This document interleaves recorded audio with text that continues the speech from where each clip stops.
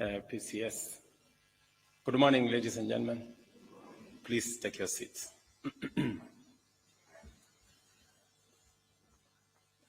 First, let me take this opportunity to apologize that we were supposed to start this meeting at 9, but I was told there is a bus that came late that was carrying some very important people. So I hope next time the bus will keep time. Excellencies, High Commissioners, Ambassadors, ladies and gentlemen, I thank you for your presence here today and hope that you are keeping and enjoying Kenya's warm hospitality. Let me join PCS in saying Happy New Year.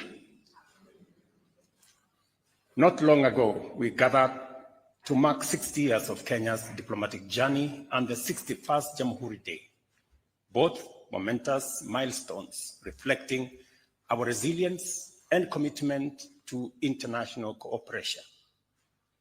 Over the years, Kenya has worked tirelessly with many of the nations and organizations represented here to address pressing bilateral and multilateral issues.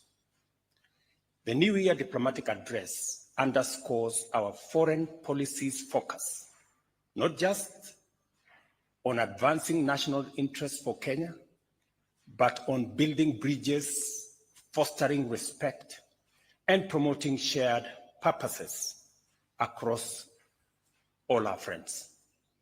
Your presence highlights the importance of our collective efforts in strengthening diplomatic ties. I am therefore pleased to announce that this year's address will be institutionalized as an annual event to reflect on past achievements, deepen collaboration with diplomatic community, and set future priorities. Regular engagements will enhance mutual understanding and strategic alignment on many issues that affect all our nations. Ladies and gentlemen, Excellencies, Kenya's commitment to diplomacy has allowed us to forge strong global relationships. Since independence, we have expanded our diplomatic footprint from 6 missions to now 70 stations across the world. We continue to prioritize regional integration, intra-African ties, economic diplomacy, and global peace and security. To better engage our diaspora, the State Department for Diaspora Affairs was established in 2022 to protect, empower, and support Kenyan citizens abroad. I'm very proud of what that State Department has managed to achieve in the last 2 short years. In December, I launched the revised Kenya Foreign Policy 2024, aligning our diplomatic strategy with evolving global dynamics. This policy reaffirms our commitment to international partnerships, regional cooperation, sustainable development, and positioning Kenya as a key player in global affairs.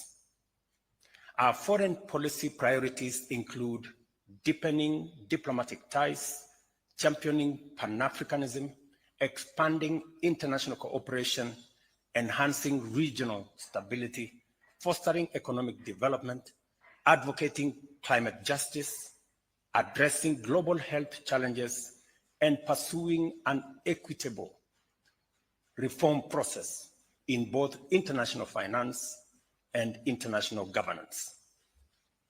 Excellencies, ladies and gentlemen, Kenya's diplomacy continues to strengthen as reflected in our vibrant civil society, free press, and active citizenry.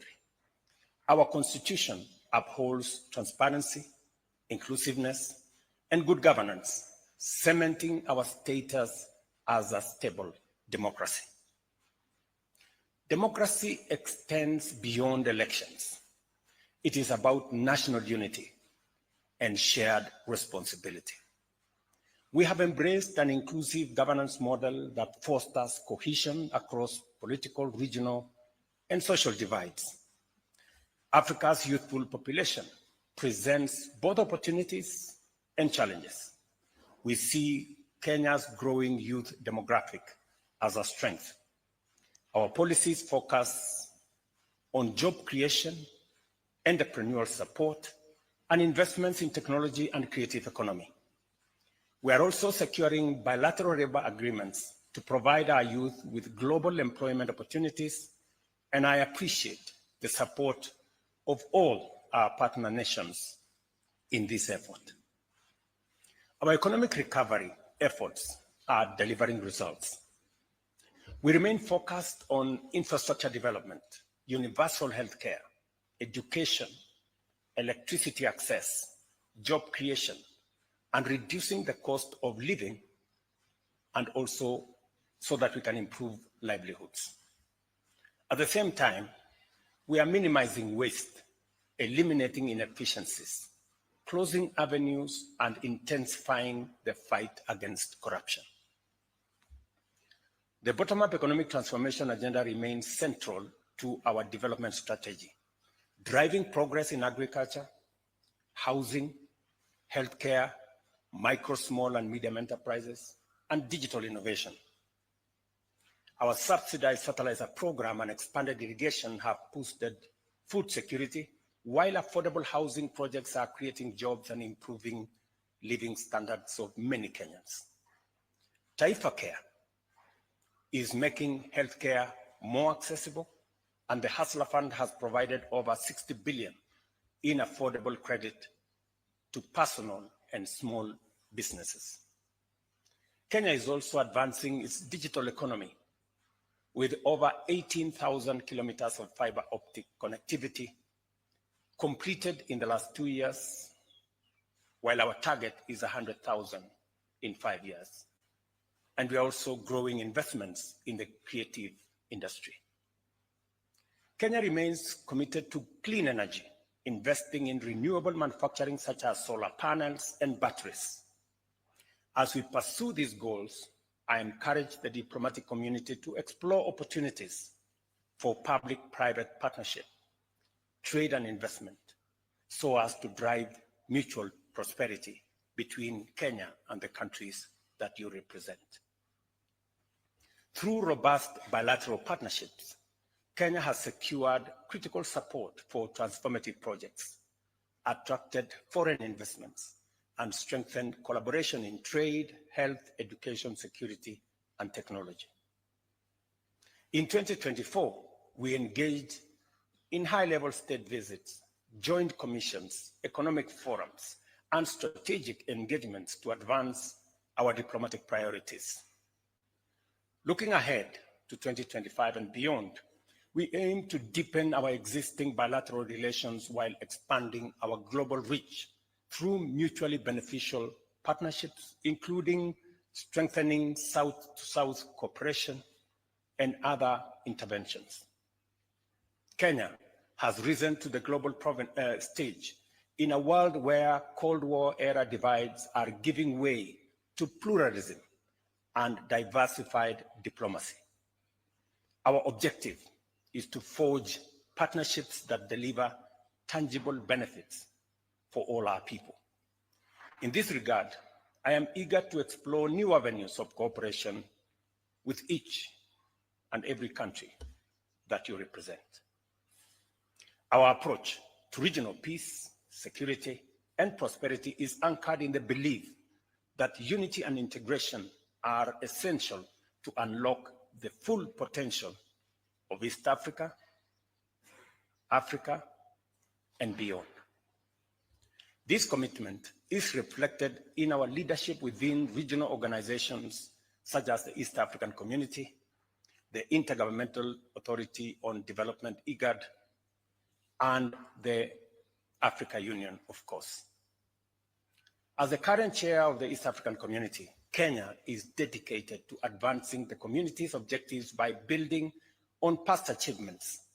Strengthening intra-regional trade remains a priority as it holds immense potential for economic growth and creating opportunities for jobs and for enterprise. We are also focused on enhancing regional infrastructure connectivity and addressing security challenges within East Africa.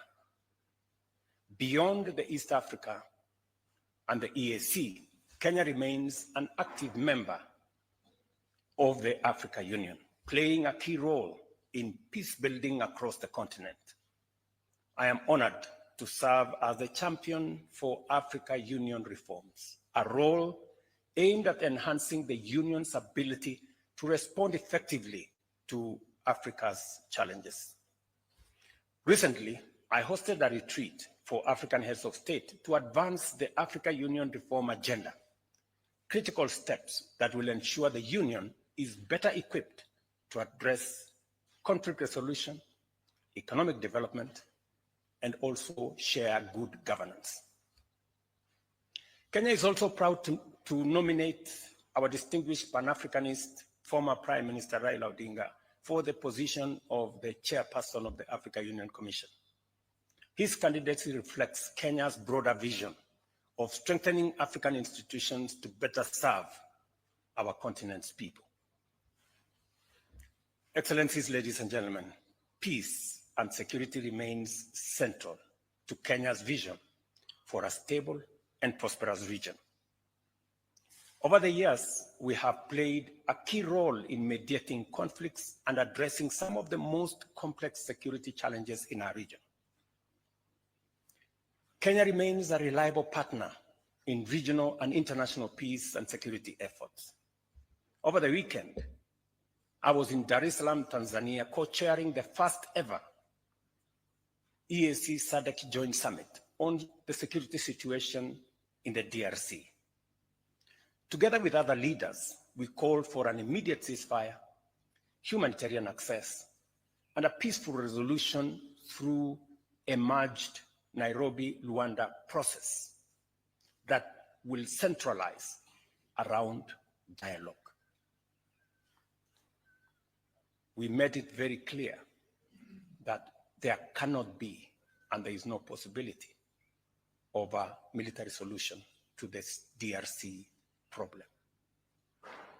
It is regrettable that diplomatic missions and peacekeeping forces, including SADC and UN personnel, have come under attack in DRC.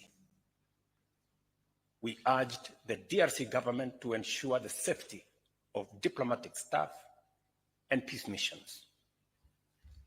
Peace initiatives such as the DRC process require sustained funding. However, many efforts falter due to inconsistent financing, leading to delays that create vacuums and risk further violence. To prevent this, we must establish a structured and predictable mechanism for funding peace initiatives. I urge states and international organizations to work together to guarantee adequate resources for effective peace building. In fact, as part of the reorganization of the Africa Union in the reform process, is to do more around conflict prevention and peace building, rather than managing conflicts when they are already fully blown. These are some of the discussions we will be having this week in Addis. To this end, we propose that EAC and SADC ministers convene a joint meeting to establish a joint technical team under the two regional secretariats. This team would develop a coordinated strategy for financing, ensuring accountability, and mobilizing support from partners, including those gathered here today, hopefully. A structured approach to funding and international engagement is essential to sustaining the EAC SADC Peace Initiative in the DRC. And to just give you a broad aspects of what this is all about, is that we believe that first we need to merge the Nairobi and Luanda processes, because having two concurrent processes running parallel creates unnecessary competition, creates avenues for forum shopping, and many other things that undermine the ultimate goal of these processes. So we agreed that these processes should be merged into one. Number two, we also agreed that we should expand the space for facilitators, so that instead of having one facilitator, we will have 3 facilitators. And we are in consultation between me and my co-chair on identifying the additional facilitators so that we can provide a more robust mechanism and energize the whole process of mediation in the DRC. And number 3 is to focus on both intra-Congolese dialogue amongst the parties in the DRC, and also in the dialogue between DRC and its neighbors, more particularly with Rwanda. That will be the focus of the mediation process and the facilitation process, and the merger of these 2 processes. We will be proposing for an endorsement from the Summit of the African Heads of State. And to avoid the pitfalls of the past, both processes suffered funding challenges. We have agreed that this time round, we want to agree on a funding mechanism that is predictable and that can sustain the whole process to its conclusion, because the situation in DRC is so dire, is so tragic. In fact, it is an indictment to leadership, not just in our region, but I think globally as well. Ladies and gentlemen, as the East African chair, I also echo the calls of the Africa Union, SADC, the UN, the G7, European Union, Britain, and the United States, and others, for all the parties in the DRC conflict to prioritize negotiations, dialogue, and commit to all of us working towards achieving lasting peace. Kenya's peace and security efforts extend across the continent, to the Tumaini Initiative, which is aimed at fostering dialogue and reconciliation in South Sudan, to our contribution towards stabilizing Somalia. On the Tumaini process, we believe that process is in the tail end. Hopefully, in the next couple of weeks, maybe a month or 2, we should be able to conclude that process and allow the people of South Sudan to focus on their development towards an election that will give the people of South Sudan the opportunity to choose their leaders. On the Somali process, we are participating in the post-ATMIS arrangement and possibly working with other partners in the new arrangement to see how efforts of stabilizing Somalia can be achieved using and working with all the troop contributing countries and all the other partners that are supporting that process. We urge our international partners to support these missions and ensure their success. In late January, I met Sudan's foreign minister and discussed the terrible situation in Sudan. And I believe this is our next frontier of engagement. I had a robust engagement with the President Al-Sisi of Egypt on these matters touching on Sudan, and on what Kenya and Egypt and all the other neighbors can contribute towards the situation that keeps deteriorating in Sudan. The toll on human life, the serious situation, humanitarian situation, the atrocities that are going on in that country are just unimaginable. And we cannot continue, it cannot continue to be what it is. And therefore, even as we hem in on Somalia and on DRC and concluding what we are doing in South Sudan, Sudan must of necessity be the next frontier for us to focus.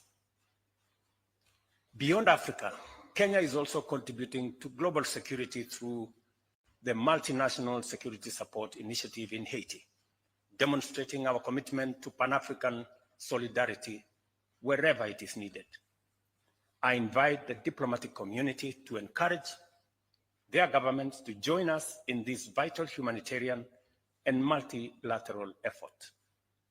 I must thank countries that have worked with us, El Salvador and all the other countries, Jamaica, and of course the support of the United States and the UN family in advancing the cause of peace and stability in Haiti. Kenya remains steadfast in its commitment to multilateralism, recognizing international cooperation as an essential to address global challenges. As the host of the only UN headquarters in Africa and the Global South, the UN office in Nairobi, alongside UNEP and UN Habitat, Kenya continues to champion multilateral engagement. Our leadership in environmental and climate diplomacy is guided by the outcomes of the Africa Climate Summit in 2023, which emphasized the need for increased climate adaptation and mitigation financing. These commitments continue to shape our priorities in the new year. We are actively working to enhance Nairobi's position as a hub for multilateral diplomacy by ensuring international organizations enjoy necessary privileges. We continue to expand infrastructure and to enhance our security situation, not just in Kenya, but more specifically in Nairobi. However, the evolving global landscape calls for urgent reforms to make multilateral institutions more responsive to the needs of all nations. Kenya strongly supports UN reform, particularly greater representation for Africa. With 54 member states, 28% of the UN's membership, Africa must have a stronger voice to uphold fairness and equality in global decision-making. We hold similar views regarding international financial institutions. Kenya supports efforts to reform the global financial architecture, ensuring fair debt restructuring, climate financing, and development support. I urge our esteemed partners to back these necessary reforms for more equitable and just economic system. Kenya's efforts to secure concessional funding through IDA window of the World Bank, that I championed during the IDA 21 Replenishment Summit in Nairobi, resulted in raising US dollars 100 billion, the highest ever. This was a monumental step as we work towards assisting 75 countries that are least developed, a majority of whom are in our continent. On environmental matters, inaction and geopolitical divisions only heighten the risk we all face. Climate threats do not recognize borders. They demand a collective global response. I urge nations and world leaders to recognize climate action as an imperative for survival and for shared responsibility. Kenya remains committed to collaborating with like-minded nations to push the climate agenda forward. Domestically, Kenya has made remarkable progress in transitioning to a green economy, with over 93% of our grid electricity generating from renewable resources such as geothermal, wind, and solar. Our national tree planting and restoration campaign, targeting 15 billion trees by 2032, is on course. In 2024, our efforts led to the planting and growing of 750 million trees. As we approach COP30, we call on international partners to honor their climate financing commitments. Kenya will continue leading by example, advocating equitable climate financing, and ensuring Africa's voice remains central in global climate discussions. I urge for your support in this endeavor. Excellencies, ladies and gentlemen, I commend the diplomatic missions and international organizations in Kenya for their cooperation, goodwill, and support. Your contribution in trade, investment, health, education, technology transfer, infrastructure development, capacity building, and security are invaluable. Kenya deeply values the expertise and resources you bring to our shared efforts. The diplomatic community serves as a vital bridge between nations, fostering dialogue and cooperation. I invite you to engage freely with our government on matters of mutual interest. Kenya remains your dependable and committed partner in bilateral, regional, and global affairs. As we embark on this new year, I extend my warmest wishes for a prosperous and impactful year ahead. Let us strengthen our partnerships to ensure that our collective efforts translate into meaningful progress for our people and for the world. Once again, thank you for your continued support and collaboration, and may God bless you. Thank you very much.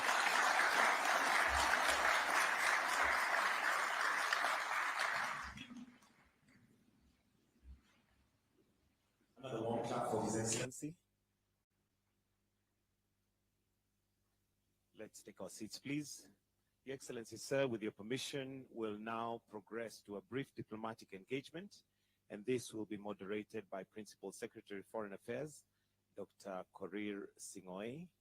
And I'm sure if not all ambassadors, most of them have learned a bit of Kiswahili, so let me put it to the test. Tumpigie makofi akija.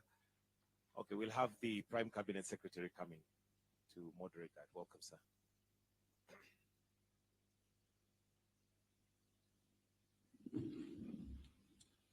Thank you.